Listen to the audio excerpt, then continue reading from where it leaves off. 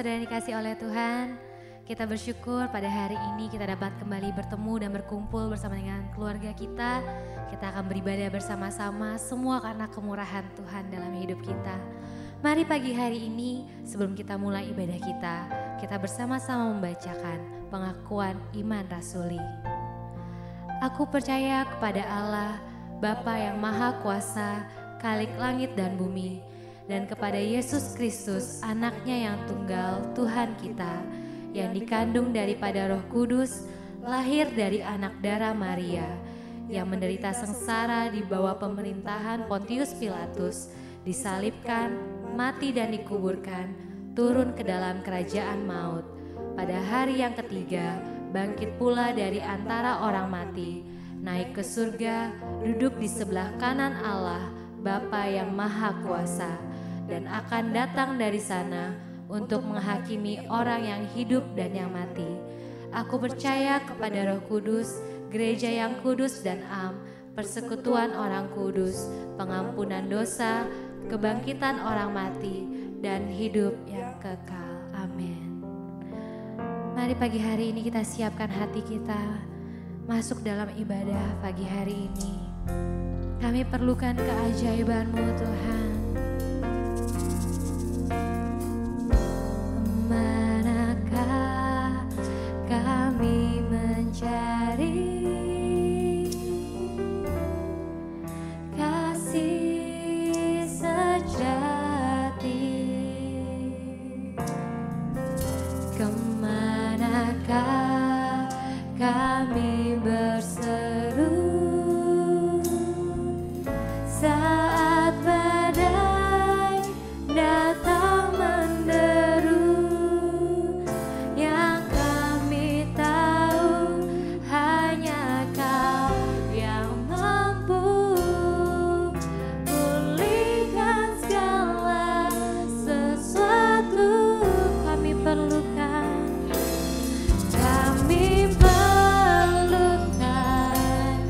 keajaiban-Mu. Kami butuhkan sentuhan tangan-Mu. Kami tak dapat jalan sendiri. Kami perlu Kau Tuhan. Bersama katakan, kemanakah kami mencari? Kemanakah kami mencari kasih sejati? Kemanakah kami berseru saat badai datang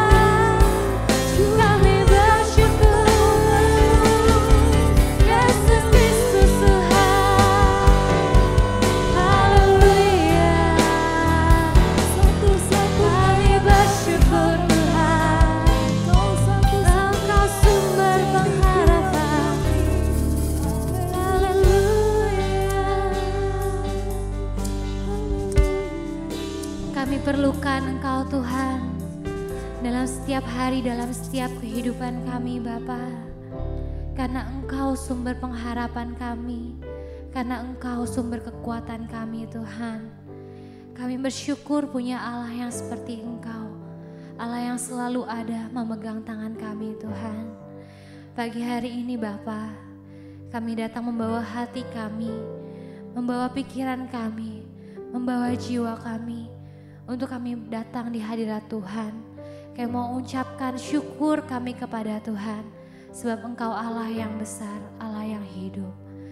Bapa, kami serahkan ibadah kami pagi hari ini hanya dalam tangan-Mu yang kuat dan berkuasa Tuhan.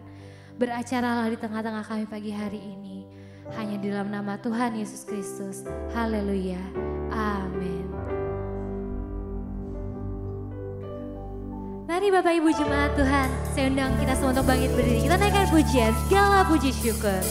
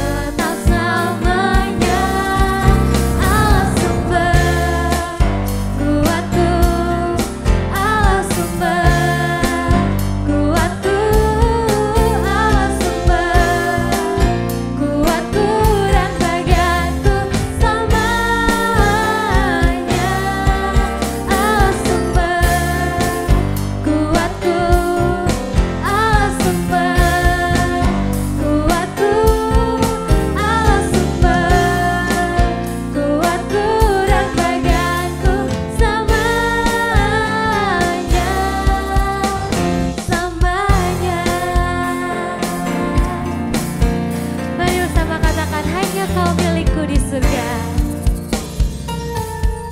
hanya Kau milikku di surga. Tiada yang ku ingini di bumi, hanya Kau. Tak ku andalkan kekuatanku, namun yang pasti Kau tetap selamanya Allah sumber kuatku, Allah sumber kuatku, Allah sumber kuatku dan bagianku selamanya. Allah sumber kuatku, Allah sumber kuatku, Allah sumber kuatku dan bagianku selamanya,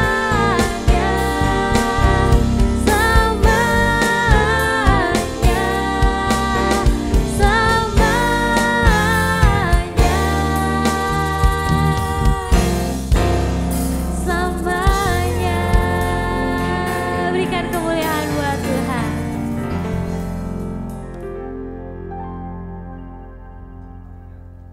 Tiba saatnya kita akan mendengarkan kebenaran firman Tuhan. Mari siapkan hati kita dan pikiran kita untuk bersama-sama menerima pesan Tuhan pagi hari ini.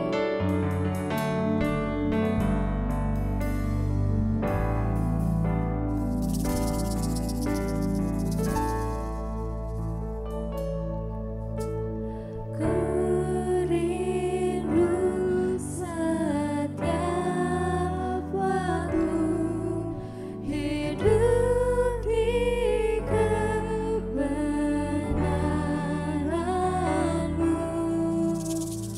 Ku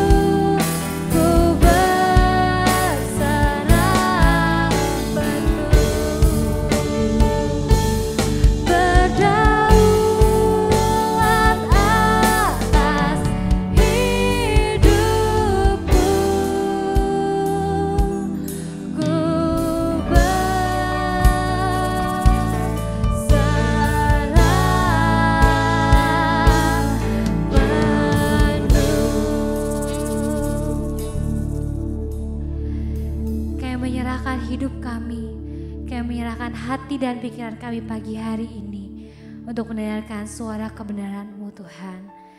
Tuhan, Engkau hadir di tengah-tengah kami, mengurapi hamba-Mu yang akan menyampaikan firman Tuhan.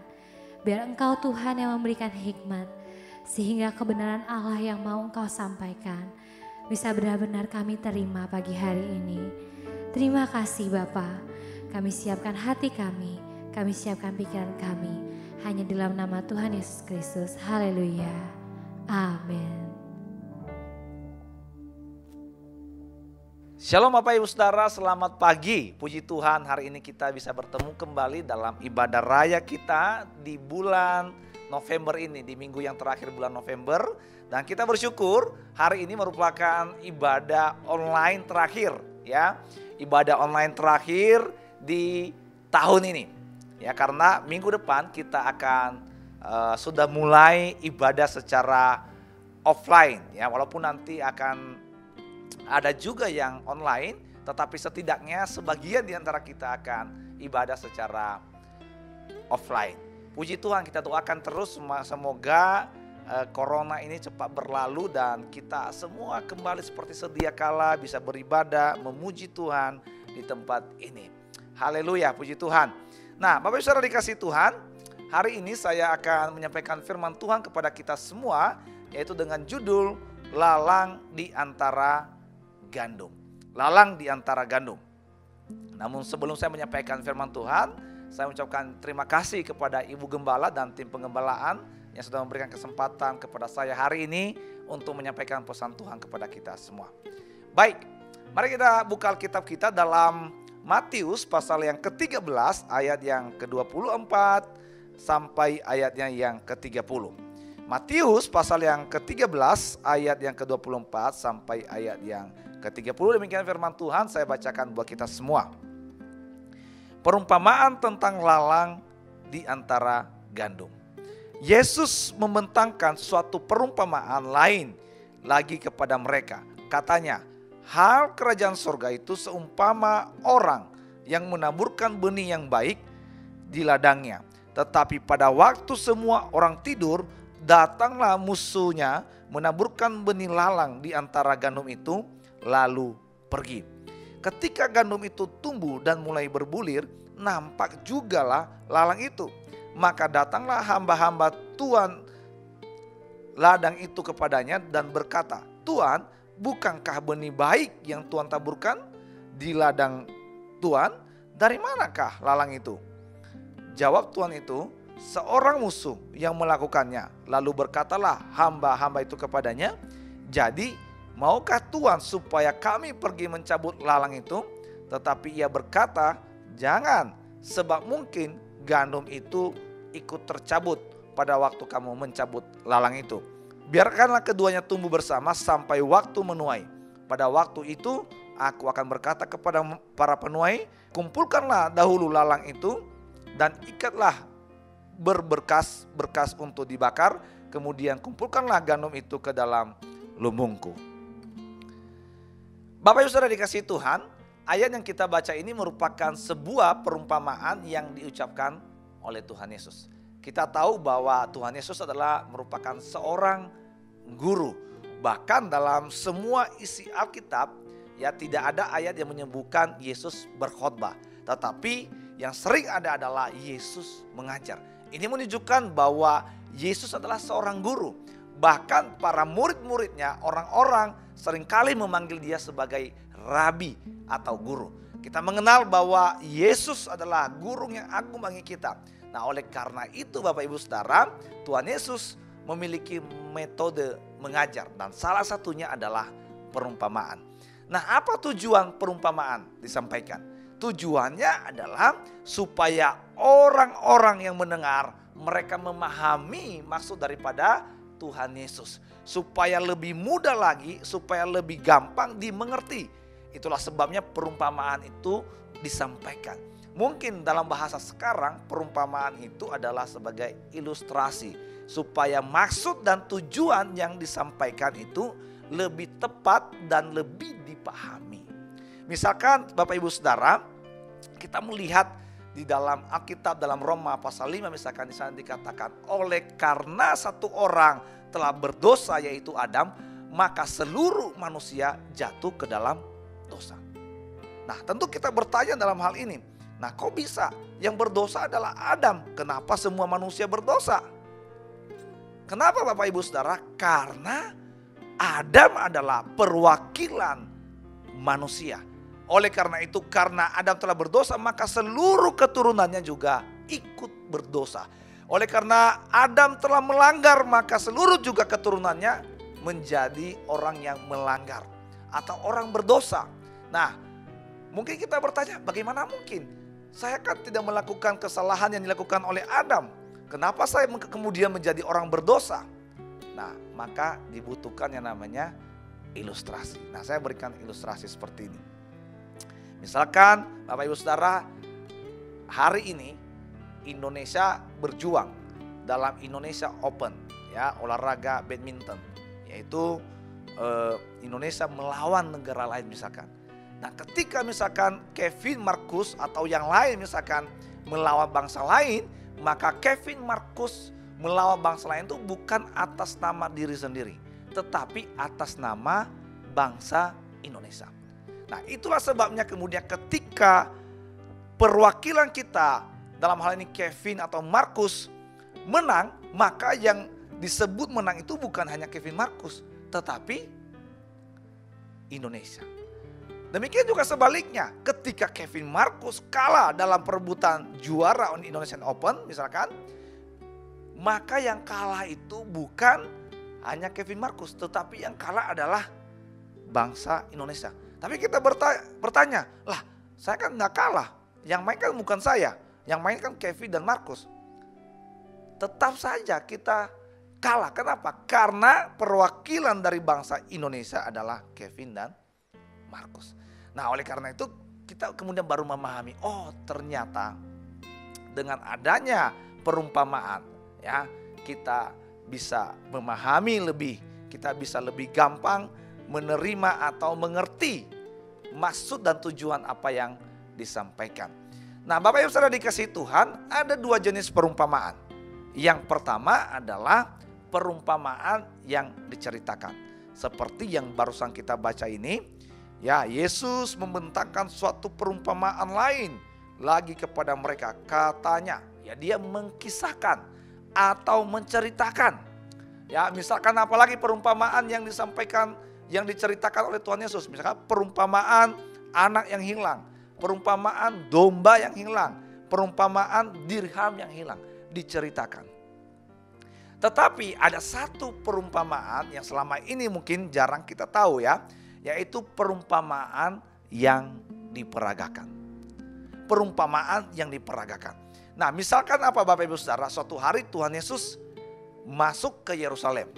Tetapi di tengah jalan dia menemukan sebuah pohon ara, dan ketika dia melihat pohon ara itu tidak ada buahnya. Karena apa? Karena memang bukan musimnya. Tetapi kita melihat di sana ketika Yesus mencari buah pohon ara, dia tidak menemukannya. Apa yang dilakukan Bapak Ibu Saudara? Dia mengutuk pohon itu. Mungkin kita bertanya-tanya, bagaimana mungkin Tuhan Yesus bisa mengutuk pohon ara padahal itu memang bukan musimnya, bukan musim buahnya. Banyak kritikus kemudian menafsirkan hal ini, mengatakan ini sesuatu cerita yang tidak masuk akal. Sesuatu cerita yang aneh. Bagaimana Tuhan Yesus bisa mengutuk sebuah pohon, ya, sebuah pohon yang bukan pada musimnya. Lagi pula kan pohon itu bukan satu makhluk hidup yang bisa dimintai pertanggungjawaban. Ya, yang bisa dimintai pertanggungjawaban itu hanya 3, yaitu manusia, malaikat, dan setan. Bagaimana mungkin kita bisa minta pertanggungjawaban kepada sebuah pohon? Ini kan sesuatu yang aneh. Nah, sebenarnya dalam ayat ini Bapak Ibu Saudara, sebenarnya Tuhan Yesus itu sedang memperagakan sesuatu, sedang memberikan perumpamaan. Perumpamaan apa itu? Perumpamaan yang diperagakan. Seolah-olah Tuhan Yesus mengatakan bahwa bangsa Israel itu seperti pohon ara ini. daun yang lebat, pohonnya besar, tetapi tidak memiliki buah. Orang Israel itu, saudara, mereka memiliki doa yang banyak sekali. Ya, dalam Ulangan pasal 6 itu ayat 4 dan seterusnya itu kita melihat ada doa sema di sana. Kemudian ada doa yang 18 itu disebutkan 3 kali sehari atau didoakan 3 kali sehari. Mereka begitu tekun secara rohani, tetapi secara buah mereka tidak ada. Nah, seolah-olah Tuhan Yesus berkata demikian kepada mereka, bahwa orang Israel seperti pohon ara ini. Mereka daunnya lebat, pohonnya besar, tetapi tidak memiliki buah.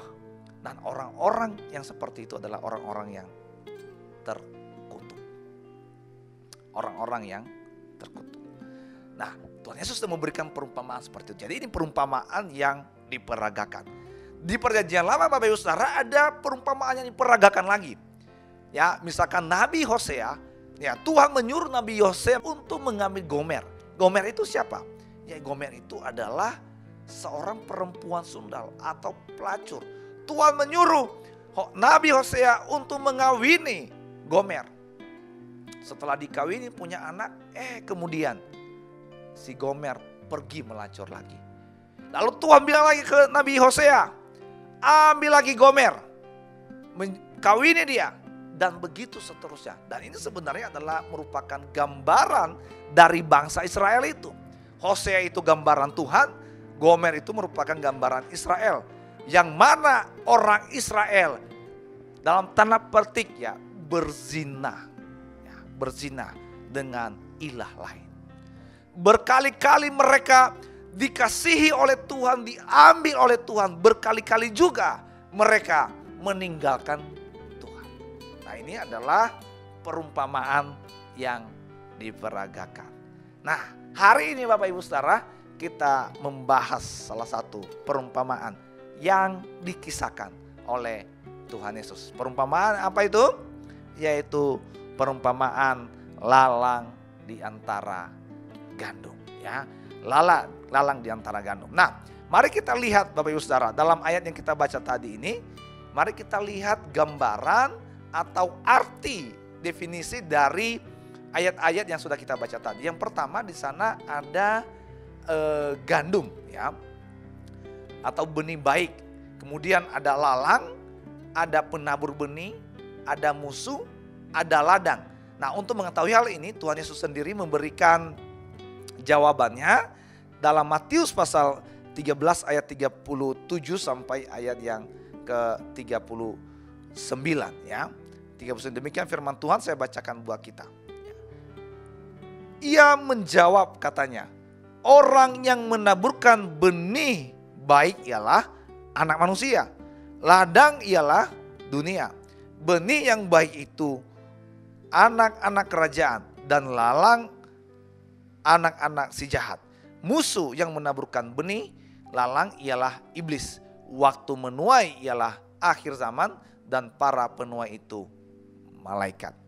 Jadi kita melihat di sini definisi perumpamaan yang sudah dikisahkan oleh Tuhan Yesus dalam Matius pasal 13 ayat 24 sampai 30 tadi.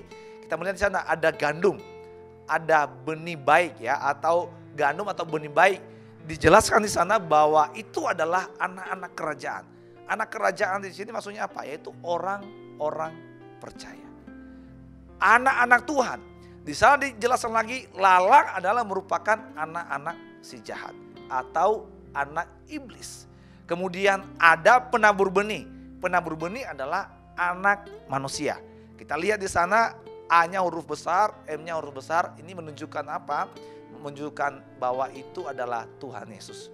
Kemudian musuh siapa? Dijelaskan juga di sana di ayat 39. Musuh adalah iblis. Kemudian ladang adalah dunia. Jadi kita melihat di sana ada definisi atau gambaran yang diberikan oleh Tuhan Yesus, dan Tuhan Yesus sudah memberikan artinya langsung dalam Matius pasal 13 ayat 36 sampai ayat yang ke-43. Nah, bagian yang pertama yang saya mau bahas pada hari ini Bapak Ibu Saudara, kita melihat di sini bagaimana gandum dan lalang bisa muncul. Oleh karena itu mari kita bahas satu persatu. Kita mulai dari gandum dulu. Bagaimana gandum bisa muncul? Nah, mari kita lihat ayat yang ke-24. Demikian firman Tuhan. Yesus membentangkan suatu perumpamaan lain lagi kepada mereka. Katanya, hal kerajaan sorga itu seumpama orang yang menaburkan benih yang baik di ladangnya. Jadi Bapak Ibu Saudara, munculnya gandum itu karena ada orang yang menaburkan benih. Jadi munculnya gandum itu karena ada orang yang menaburkan benih. Nah, kita melihat tadi dalam Matius pasal 13 ayat yang ke-37 di sana dikatakan bahwa orang yang menaburkan benih itu adalah anak manusia atau Tuhan Yesus sendiri. Jadi orang yang menaburkan benih adalah Tuhan Yesus sendiri. Nah, munculnya gandum karena ada yang menabur benih. Dengan kata lain Bapak Ibu Saudara, bahwa hadirnya orang-orang percaya itu karena Tuhan Yesus. Ya, hadirnya orang-orang percaya, adanya orang-orang percaya itu karena Tuhan Yesus. Bukan karena manusia. Atau dengan kata lain, yang memproduksi adanya orang Kristen, ya, orang-orang percaya adalah Tuhan Yesus. Dia yang menaburkan benih itu. Ya. Pertanyaannya adalah bagaimana caranya? Yaitu melalui pemberitaan Injil.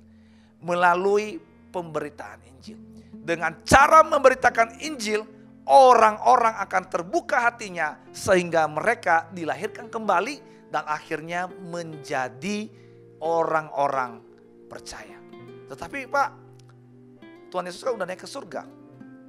Bagaimana dia bisa memberitakan Injil? Nah, ada dua cara. Yang pertama adalah yaitu melalui Roh Kudus. Nah, ini kita bisa lihat dalam Yohanes pasal yang ke-16. Ya, Yohanes pasal yang ke-16 ayat 13 sampai 14. Demikian firman Tuhan. Saya bacakan buat kita semua. Tetapi apabila ia datang, yaitu Roh kebenaran, ia akan memimpin kamu ke dalam seluruh kebenaran, sebab ia tidak akan berkata-kata dari dirinya sendiri, tetapi segala sesuatu yang didengarnya itulah yang akan dikatakannya, dan ia akan memberitakan kepadamu hal-hal yang akan datang. Ia akan memuliakan aku, sebab ia memberitakan kepadamu apa yang diterimanya daripadaku. Sekali lagi saya bacakan bagian yang terakhir ini. Sebab ia siapa? Roh Kudus akan memberitakan kepadamu apa yang diterimanya daripadaku. Kunya siapa? Tuhan Yesus. Jadi Bapak Ibu Saudara, Tuhan Yesus bisa memberitakan Injil yaitu melalui pekerjaan Roh Kudus. Ya, orang bisa percaya itu karena ada pekerjaan Roh Kudus di dalam orang itu, sehingga orang itu kemudian memampukan untuk memilih percaya kepada Yesus. Ya, kepada Yesus.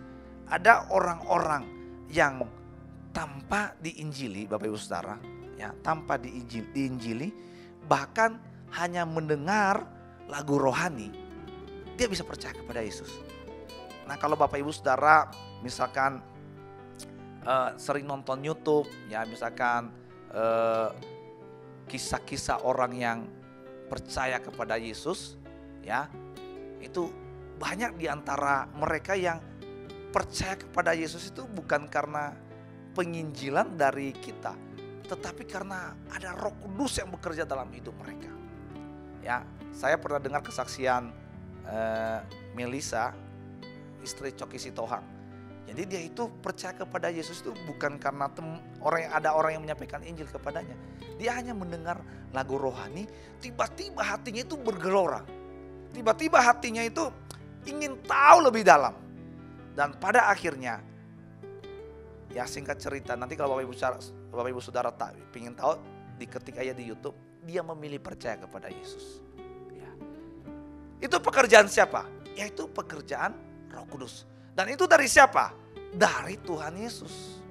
Jadi orang-orang percaya itu bisa ada, itu bukan karena manusia, bukan karena pendeta, bukan, tetapi karena pekerjaan Roh Kudus. Ya, karena pekerjaan Roh Kudus. Karena apa? Karena dia yang menaburkan benih. karena dia yang memiliki benih. Yang kedua Bapak Ibu Saudara, dalam Lukas pasal 10 ayat 16, pemberitaan Injil itu ya bisa melalui murid-murid, ya, bisa melalui murid-murid. Ya. Kita bisa lihat dalam Lukas pasal 10 ayat 16, demikian firman Tuhan, saya bacakan buat kita. Barang siapa mendengar kamu, ia mendengar aku. Dan barang siapa menolak kamu, ia menolak aku. Dan barang siapa menolak aku, ia menolak dia yang mengutus aku. Jadi orang yang menolak kita ketika kita memberitakan Injil, berarti dia sedang menolak Tuhan Yesus. Berarti kalau kita memberitakan Injil, berarti kita, Tuhan Yesus sedang turut juga memberitakan Injil kepada orang itu. Ya, sekali lagi, barang siapa mendengarkan kamu, ia mendengarkan aku. Jadi kalau kita menyampaikan ini kepada orang lain, kita didengarkan, berarti dia mendengarkan Tuhan Yesus. Karena apa? Karena dalam pemberitaan Injil sendiri, Tuhan Yesus turut campur tangan di sana, Bapak Ibu Saudara. Ya, demikian juga dalam Yohanes pasal yang ke-13 ayat 20 dikatakan di sana. Ya, pasal 20, dan aku berkata kepadamu, sesungguhnya barang siapa menerima orang yang kuutus, ia menerima aku. Dan barang siapa menerima aku, ia menerima dia yang mengutus aku. Jadi Bapak Ibu Saudara dikasihi Tuhan, ketika kita memberitakan Injil, maka sesungguhnya ya Tuhan Yesus turut bekerja di sana.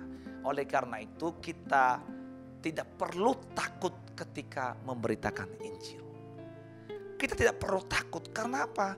Tuhan yang memiliki kita, Tuhan yang memampukan kita, Roh Kudus yang bergerak menolong kita. Bagaimana kita harus berbicara?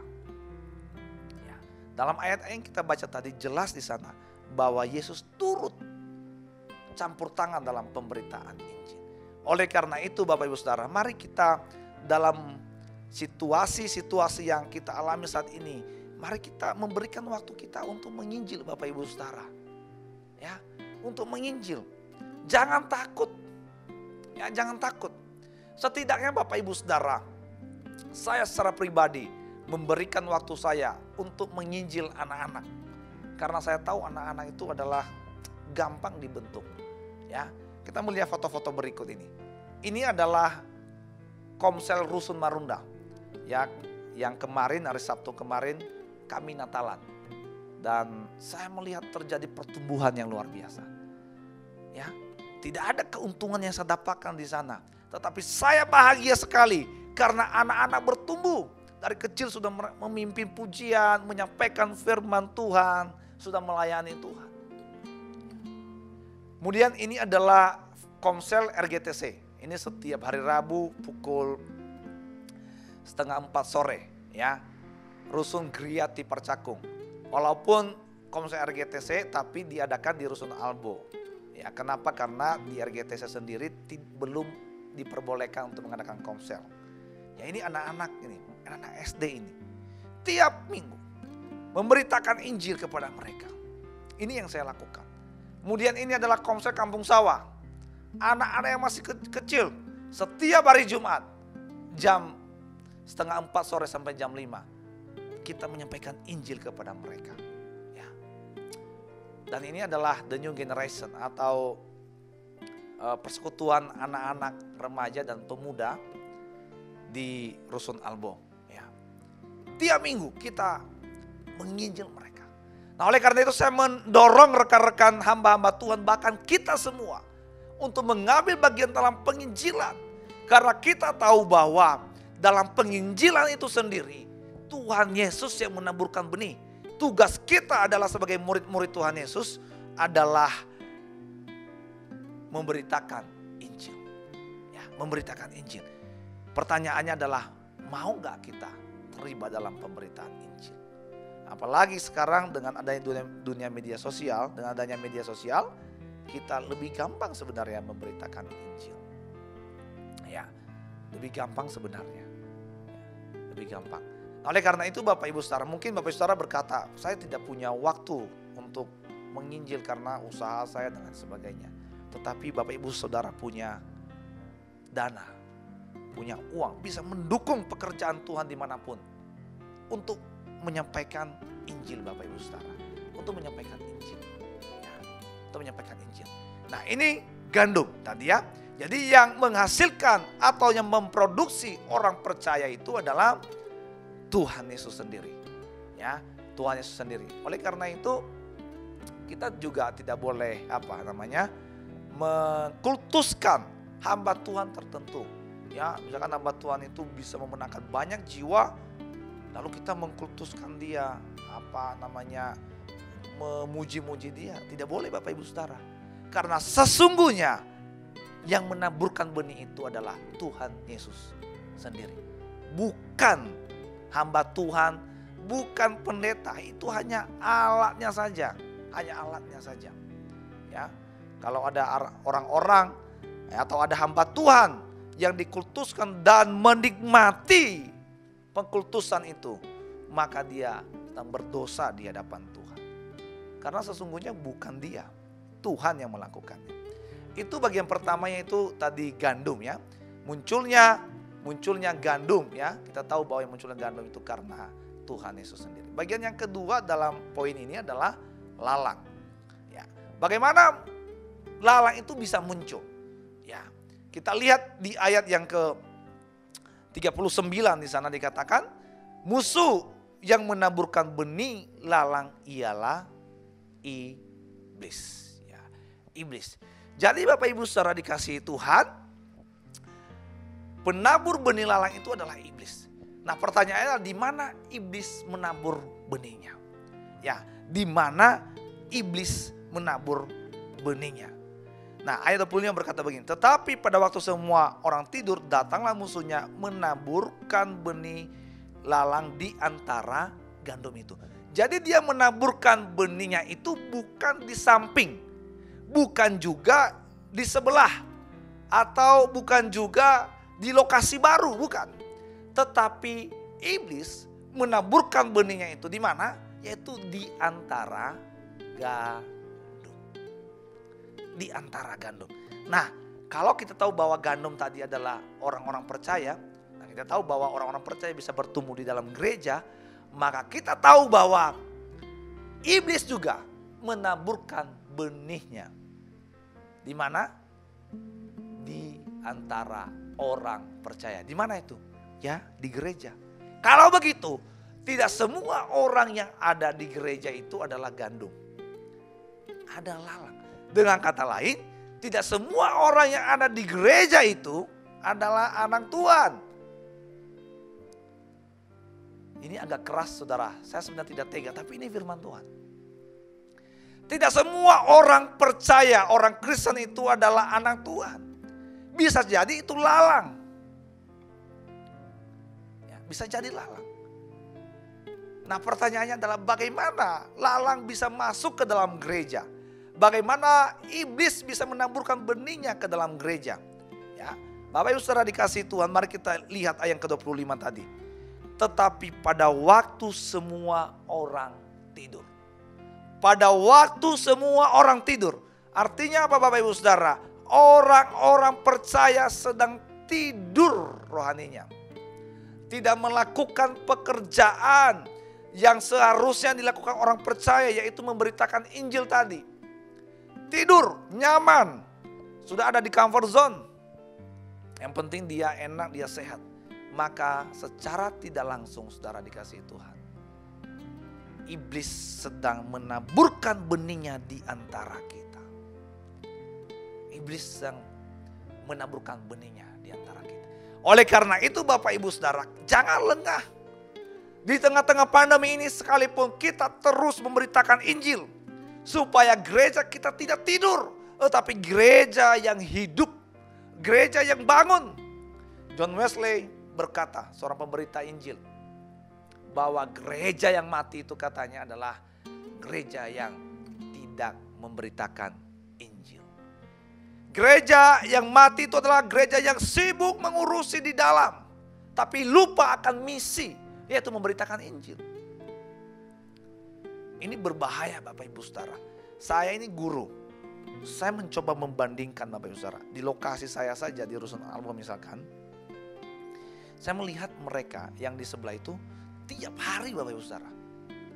Tiap hari belajar mereka itu, ya. Saya tidak vulgar mengatakan mereka belajar, ya. Tetapi kita orang percaya sekali seminggu aja begitu susah Bapak Ibu Saudara untuk ke gereja. Tiap hari, mereka tiap hari. Saya melihat itu. Udah kadang-kadang di situ ada, di sini ada, di sebelah ada, depan ada, belakang ada. Nah, kalau kita tidur dan diam,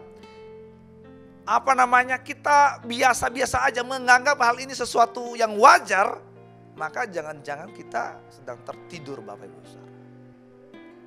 Ya, sekali lagi saya mendorong rekan-rekan hamba Tuhan yang ada di SLCC Jakarta ini supaya kita bergerak, ya, bergerak memberitakan Injil. Jangan sampai ada yang hilang Bapak Ibu Saudara. Membawa jiwa-jiwa kepada Tuhan. Ya, kalau kita diam-diam saja maka nanti lalang yang menguasai. Nah, di ayat yang ke-25 ini Bapak Ibu Saudara ada hal yang menarik Bapak Ibu Saudara, yaitu di bagian yang terakhir. Berkata begini. Tetapi pada waktu semua orang tidur, datanglah musuhnya menaburkan benih lalang di antara gandum itu lalu pergi. Jadi iblis itu hanya menaburkan lalang di tempat itu, di antara gandum, di gereja itu, lalu kemudian dia pergi. Berbeda dengan gandum. Coba lihat ayat 27. Maka datanglah hamba-hamba Tuan ladang itu kepadanya dan berkata, Tuan, bukankah benih baik yang Tuan taburkan di ladang Tuan? Dari manakah lalang itu? Gandum perlu dipelihara. Dari mana saya tahu? Hamba-hamba Tuhan itu datang untuk melihat. Berarti hamba-hamba ini merawat. Sehingga mereka tahu bahwa ada lalang di antara gandum. Tetapi perhatikan ayat 25 berkata bahwa setelah dia menaburkan lalang di antara gandum, si iblis pergi. Nggak nungguin, nggak ngerawat. Ini menunjukkan apa Bapak Ibu Saudara? Ini menunjukkan bahwa pekerjaan iblis itu lebih gampang masuk di tengah-tengah gereja daripada hal-hal yang baik. Ya, hal-hal yang baik. Dan ini juga yang dikatakan oleh Paulus kepada Timotius dalam 2 Timotius pasal yang keempat ayat 3-4. Demikian firman Tuhan. Karena akan datang waktunya orang tidak dapat lagi menerima ajaran sehat. Tetapi mereka akan mengumpulkan guru-guru menurut kehendaknya untuk memuaskan keinginan telinganya. Mereka akan memalingkan telinganya dari kebenaran dan membuka bagi dongeng. Jadi Bapak Saudara, ternyata untuk ajaran sesat, ajaran yang tidak sehat itu lebih gampang masuk di dalam gereja. Dari mana saya tahu tadi? Dari sini. Setelah dia menaburkan benih, lalu dia pergi. Selesai. Tetapi kita melihat lalang dan gandum itu tumbuh bersama-sama tanpa perlu perawatan. Ya, tanpa perlu perawatan. Nah, ini menunjukkan apa Bapak Saudara? Bahwa pekerjaan atau lalang itu bisa bertumbuh tanpa dirawat. Ya, oleh karena itu kita sebagai anak-anak Tuhan mesti sungguh-sungguh lagi atau lebih hati-hati ketika ada di dalam gereja atau dimanapun Bapak Ibu Saudara. Supaya apa? Supaya kita ini waspada gitu ya. Ya, waspada. Itu bagian yang pertama. Yang pertama tadi bagaimana gandum dan lalang itu bisa muncul ya. Bagaimana gandum dan lalang itu bisa muncul? Saya tadi sudah membahas. Nah, sekarang bagian yang kedua adalah kita akan bahas hari ini gandum dan lalang tumbuh bersama. Gandum dan lalang tumbuh bersama. Kita lihat ayat ke-26. Ketika gandum itu tumbuh dan mulai berbulir, nampak jugalah lalang itu. Perhatikan baik-baik di sana. Gandum ditaburi. Lalang juga ditaburi. Dan kita melihat sama-sama bertumbuh. Tuhan Yesus berkata di ayat 30 bagian A, biarkanlah keduanya tumbuh bersama. Jadi Bapak Ibu saudara dikasihi Tuhan, baik gandum maupun lalang itu bisa tumbuh bersama-sama di dalam gereja. Bisa tumbuh bersama-sama di dalam gereja. Nah, apa dasar pandangan ini? Dasar pandangan ini setidaknya saya rangkum dalam 4 bagian. Yang pertama adalah kita melihat 12 murid Yesus. Ya, 12 murid Yesus sendiri itu ada Yudas Iskariot yang jelas adalah lalang, anak iblis. Orang Kristen KTP ini setiap hari bersama-sama dengan Yesus loh. Setiap hari melihat mukjizat, setiap hari makan bersama dengan Tuhan Yesus, tetapi ternyata dia adalah lalang, anak si jahat. Kita melihat lagi dalam Kisah Para Rasul pasal 5. Di sana ada Ananias dan Safira. Jemaat mula-mula begitu bertekun dalam pengajaran, berdoa bersama-sama. Ternyata Ananias dan Safira adalah lalang. Ya, mereka rela membohongi Rasul demi uang. Ya, membohongi Rasul demi uang. Siapa lagi? Ada Simon tukang sihir. Dalam kumpulan orang percaya ternyata ada Simon di sana yang profesinya sebagai tukang sihir. Dalam Kisah Para Rasul pasal 5, 15 ayat 1-2 kita melihat di sana ada pengajar-pengajar sesat. Jadi Bapak Ibu Saudara, di dalam gereja ada gandum, ada lalang, dan dua-duanya bisa tumbuh bersama. Nanti kita bisa melihat perbedaannya di mana, yaitu dari buahnya. Dari buahnya. Ya berarti kalau demikian, ya di tengah-tengah jemaat tidak semua gandum, ada lalang. Seorang bernama Daniel Defoe berkata begini, ya, dimanapun Allah mendirikan rumah doa, setan selalu membangun sebuah kapel di sana. Dan kalau diselidiki akan didapatkan yang terakhir mempunyai jemaat yang terbesar. Yang terakhir mempunyai jemaat yang terbesar. Jadi Bapak Ibu Saudara dikasihi Tuhan, setelah diselidiki, ya, di dalam jemaat ternyata lalang lebih banyak daripada gandum. Nah, ini sekaligus mengingatkan kita semua supaya kita menjadi anak-anak Tuhan. Supaya kita menjadi gandum bukan lalang Bapak Ibu Saudara. Dan saya percaya di tempat ini, di SLCC Jakarta ini tidak ada lalang, semua gandum.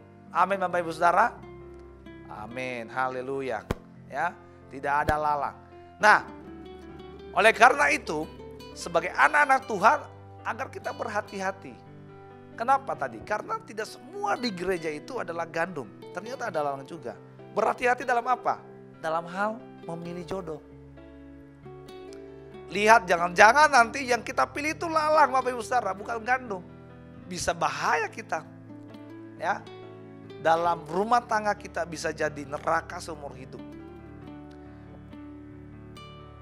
Karena ada lalang di dalam gereja, maka kita harus berhati-hati apa? Berhati-hati.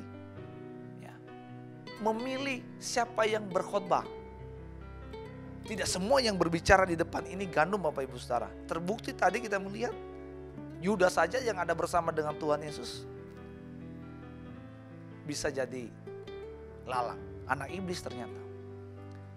Nah, saya percaya Ibu Gembala di tempat ini memilih orang yang memberitakan Injil di tempat ini adalah orang-orang yang tepat, bukan orang-orang yang sembarangan. Tentu dengan tentu sudah didoakan sebelumnya Bapak Ibu Saudara. Saya percaya itu. Oke, bagian yang ketiga sekarang untuk menghemat waktu, ya. Ini bagian terakhir Bapak Ibu Saudara, namun panjang tapi tidak apa-apa. Bagian terakhir, bagaimana sikap kita terhadap lalang. Ya, yang bagian yang pertama sikap kita terhadap lalang, ayat ke-27. Yang pertama kita bisa membedakan dulu mana gandum dan lalang. Di ayat ke-27 berkata di sana bahwa hamba-hamba itu bisa membedakan mana lalang, mana gandum. Kenapa?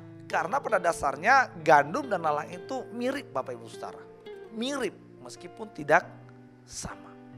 Nah, oleh karena itu hati-hati, ya. Oleh karena itu hati-hati. mari kita bisa identifikasi. Jangan-jangan ini lalang ini gitu ya. Nah, kemudian kalau kita di dalam gereja tahu ada lalang, apa sikap kita? Sikap kita jangan mencabutnya. Ayat mana itu? Jadi ayat yang ke 28 dan 29 berkata demikian. Jawab Tuhan itu, seorang musuh yang melakukannya. Lalu berkatalah hamba-hamba itu kepadanya, jadi maukah Tuhan supaya kami pergi mencabut lalang itu? Tetapi ia berkata, jangan, sebab mungkin gandum itu ikut tercabut pada waktu kamu mencabut lalang itu. Jadi Tuhan Yesus sendiri tidak mengizinkan lalang itu dicabut. Seringkali kita kalau ada orang-orang yang kita lihat di dalam gereja yang dalam tanda petik berbuat ulah ya kita cabut, kita tendang gitu ya. Maunya kita begitu. Tapi Tuhan Yesus bilang begini, jangan nanti gandumnya juga ikut tercabut. Jadi sikap kita adalah jangan menendang atau jangan mengusir jemaat yang dalam tanda petik kita tahu itu lalang. Kalau begitu kita tidak perlu disiplin jemaat yang bermasalah dong. Tidak. Tuhan Yesus sendiri ya. Tuhan Yesus sendiri mengajar kita. Ya, Tuhan Yesus mengajar kita dalam Matius pasal 18 ayat 15 sampai 18 di sana dikatakan kalau ada di dalam jemaat ya yang berdosa melakukan kesalahan, panggil dia 4 mata. Kalau tidak mengerti, tidak berubah juga, panggil saksi. Kalau tidak mau juga, panggil seluruh jemaat, dan kalau tidak mau juga, serahkan kepada iblis. Jadi bukan berarti kalau ada jemaat yang berdosa melakukan kesalahan dalam gereja tidak bisa ditegur. Bukan, tetapi ada cara-caranya. Seperti yang dinyatakan dalam Matius pasal 18 tadi. Jadi panggil dulu, ya, jangan dipermalukan di depan umum. Kalau dia mengerti panggil saksi, baru setelah itu kita panggil seluruh jemaat. Kalau nggak mau dengar lagi, maka kita serahkan kepada iblis. Ya, kenapa sebenarnya Tuhan Yesus tidak mengizinkan mereka mencabut lalang itu di antara gandum? Karena Tuhan Yesus sendiri punya cara. Caranya apa? Bisa saja dengan cara membunuh orang itu. Caranya apa? Dengan cara memberikan ajaran yang keras. Misalkan dalam Yohanes pasal yang ke-6 ayat yang ke-60 di sana dikatakan, Yohanes pasal 6 ayat yang ke-60 di sana dikatakan, sesudah mendengar semuanya itu, banyak dari murid-murid Yesus yang berkata, perkataan ini keras, siapakah yang sanggup mendengarkannya? Jadi murid-murid mendengarkan ajaran Yesus, tentu bukan 12 rasul ya, murid-murid yang lain. Perkataannya sangat keras dan akhirnya apa? Mereka keluar dari perkumpulan Tuhan Yesus. Ya, mereka mengundurkan diri. Jadi jemaat bisa keluar, lalang bisa keluar dari gereja bisa melalui ajaran yang keras. Atau dengan cara apa tadi? Tuhan sendiri membunuh orang itu. Ini kejam sekali. Apakah ada contohnya di dalam Alkitab? Ada. Yaitu Ananias dan Safira tadi. Itu lalang, akhirnya Tuhan bunuh mereka. Yang terakhir adalah bisa dengan cara apa?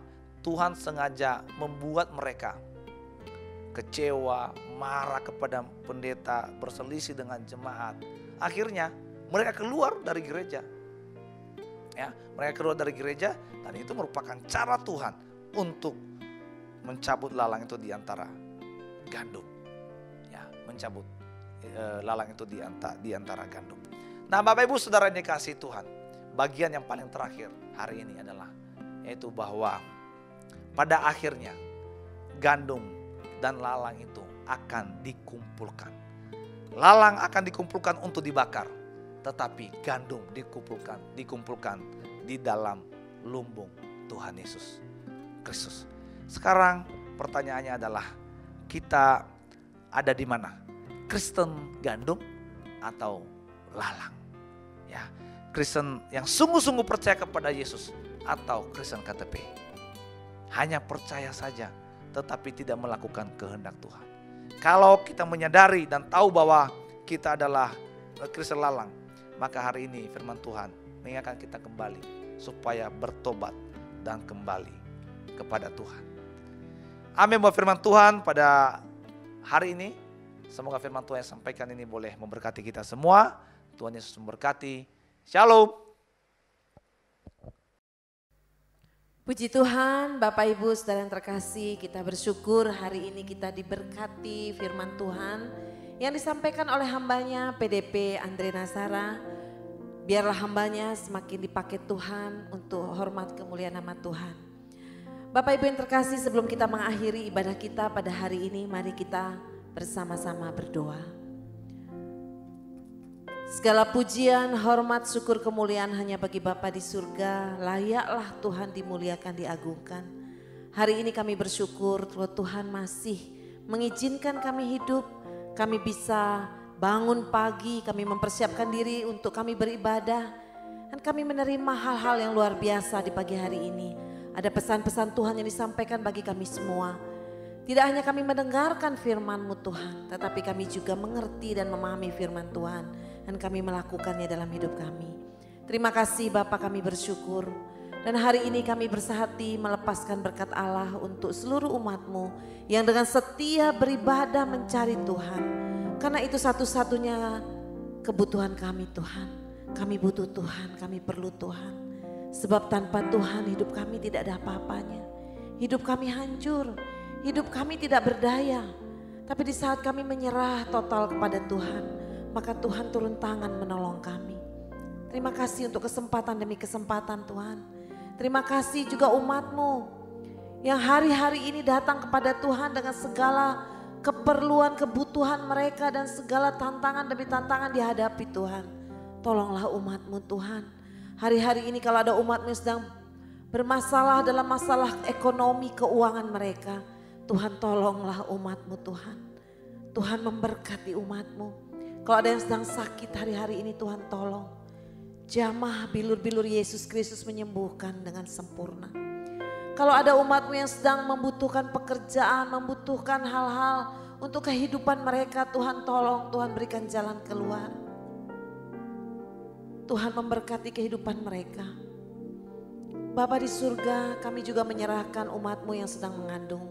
Khususnya Ibu Novita yang sedang mengandung hari ini, Tuhan memberkati. Memberikan kekuatan kesehatan baginya. Sehingga janin ini boleh terlahir dengan sehat dalam anugerah-Mu Tuhan. Kami berdoa untuk gereja-Mu Tuhan, GSKI SSCC ini Tuhan. Kami bersyukur kami ada menjadi bagian dari keluarga rohani di tempat ini Tuhan.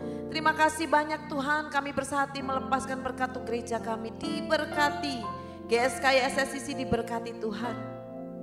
Terima kasih untuk pertolongan demi pertolongan yang Tuhan berikan buat gereja-Mu Tuhan. Kami percaya di mana ada hati yang merendahkan hati, di mana hati yang sungguh-sungguh mencari Tuhan. Di situ Tuhan turun tangan menolong. Bahkan gereja-Mu ini Tuhan ada karena Tuhan. Oleh karena itu kami menyerahkan gereja-Mu ke dalam tangan Tuhan. Kami juga bersyukur untuk sinode kami GSKI Tuhan. Memberkati sinode kami, memberkati hamba-hamba Tuhan yang setia melayani. Memberkati ketua umum sinode kami Bapak Pendeta Dr. Erastus Sabdono dan keluarga, diberkati Tuhan. Diberkati juga STT Ekumene Tuhan, biarlah dari hadirnya STT Ekumene ini Tuhan menghadirkan hamba-hamba Tuhan, pelayan-pelayan Tuhan yang mengasihi Tuhan dan takut akan Tuhan. Mewartakan kebenaran Allah, kebenaran Injil itu bagi banyak orang yang membutuhkan ya Tuhan. Kami bersyukur, kami bersyukur. Kami bersyukur juga untuk bangsa dan negara kami Tuhan. Tuhan memberkati pemimpin bangsa kami, Bapak Presiden, Wakil Presiden dan jajarannya, para menteri dan pemimpin daerah yang ada Tuhan memberkati. Kami mengasihi dan mencintai bangsa kami Indonesia ini Tuhan. Biarlah bangsa kami ini ada di hadapan Tuhan, diberkati untuk selama-lamanya ya Tuhan. Setiap pergumulan bangsa kami serahkan ke dalam tangan Tuhan. Orang-orang yang mencoba meruntuhkan, merusak bangsa kami dengan cara apapun juga Tuhan. Kami bersehati, kami tolak, kami patahkan dalam nama Yesus Kristus. Biarlah bangsa kami penuh dengan damai sejahtera yang dari Tuhan saja. Terima kasih Tuhan, terima kasih. Di akhir semuanya ini Tuhan, kami percaya doa-doa kami Tuhan dengar. Doa-doa yang tidak bertentangan dengan kehendak-Mu, kami percaya Tuhan menjawab dan mendengarnya. Terima kasih ya Allah Roh Kudus, terima kasih Bapa. Kami akan mengakhiri ibadah kami pada hari ini Tuhan. Engkau tetap memelihara dan menjaga hati kami Tuhan. Kami tetap hidup kami fokus kepada Tuhan. Dan selalu mengandalkan Tuhan di dalam hidup kami. Terima kasih ya Allah Roh Kudus. Kami menyerahkan seluruh hidup kami sepenuhnya hanya ke dalam tangan. Mari jemaat Tuhan, arahkan hati kita kepada Tuhan dan terimalah berkat yang daripadanya. Tuhan memberkati engkau dan melindungi engkau. Tuhan menyinari engkau dengan wajahnya dan memberi engkau kasih karunia. Tuhan menghadapkan wajahnya kepadamu dan memberi engkau damai sejahtera. Terimalah segala berkat yang terbaik ini dengan bersama-sama kita katakan amin. Kami perlukan keajaiban-Mu, kami butuhkan sentuhan tangan-Mu, kami tak dapat jalan sendiri, kami perlukan Tuhan. Sekali lagi katakan, kami perlukan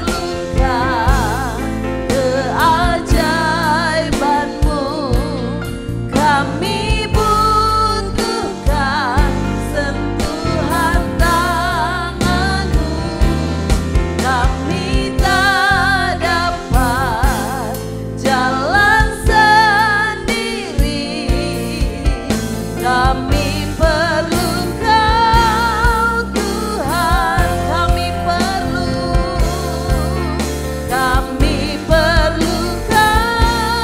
Tuhan,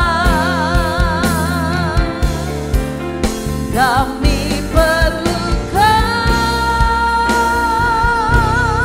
Tuhan.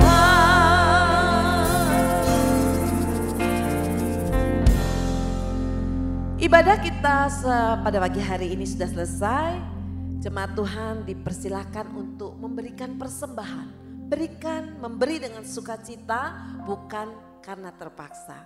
Biarlah berkat-berkat yang terbaik tercurah bagi Bapak Ibu dan seluruh keluarga. Akhir kata, selamat hari Minggu. Tuhan Yesus memberkati kita semua. Shalom.